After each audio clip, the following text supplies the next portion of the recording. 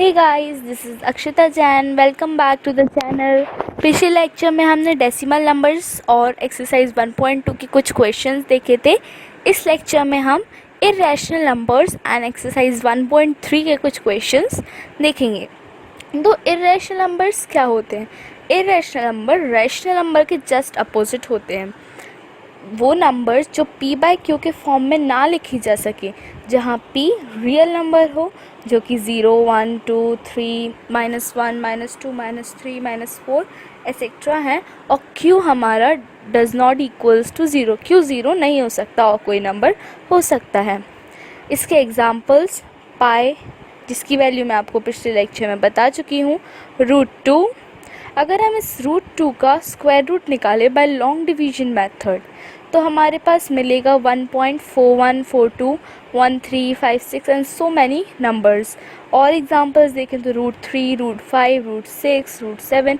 √4 guys इसीलिए नहीं होता है क्योंकि √4 का अगर हम स्क्वायर रूट निकालें तो हमें 2 मिलेगा, और 2 हमारा रैशनल नंबर है क्योंकि हम उसे 2/1 लिख सकते हैं।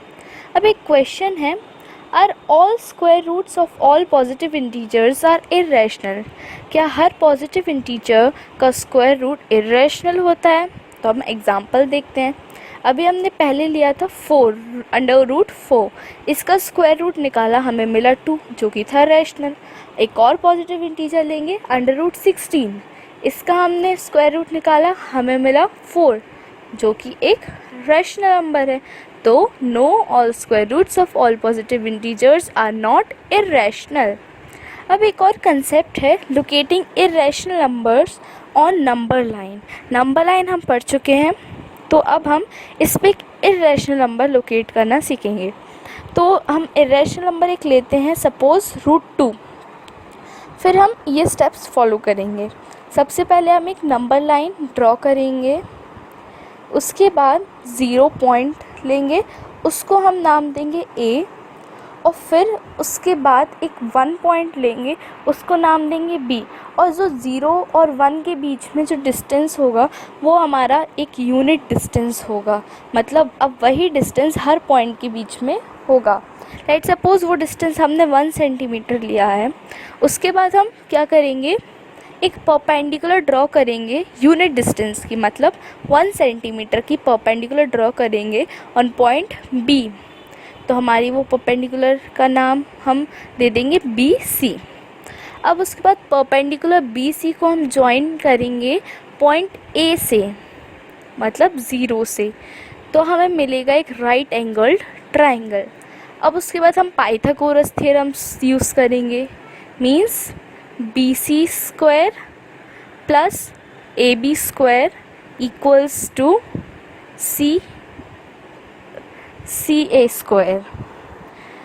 तो हम देखेंगे हमारे पास दो वैल्यूज़ तो हैं ही, 1 square plus 1 square equals to हमारी हाइपोटीनस स्क्वायर। तो 1 स्क्वायर प्लस 1 स्क्वायर आएगा हमारे पास 2, और हाइपोटीनस स्क्वायर, तो अब हम हमारी जो साइड स्क्वायर का सम आया है हम उनको रूट में लगा देंगे, तो हमारे पास आएगा √2 इक्वल्स टू हाइपोटीनस। हमारे पास हाइपोटीनस तो आ गई। अब √2 हमें मिल गया। अब हम क्या करेंगे, पॉइंट A पे हमारा राउंडर का टिप रखेंगे, और पॉइंट C पे हमारी उसकी पेंसिल रखेंगे, और उसके बाद जितना डिस्टेंस वो होगा हम वैसे ही उस राउंडर को टर्न कर देंगे, एक आर्क बना देंगे। तो हमें जहाँ पे वो पॉइंट नंबर लाइन को इंटरसेक्ट करेगा वो पॉइंट होगा हमारा √2। आज के लिए इतना ही guys. Please like, share, subscribe my channel. Thank you.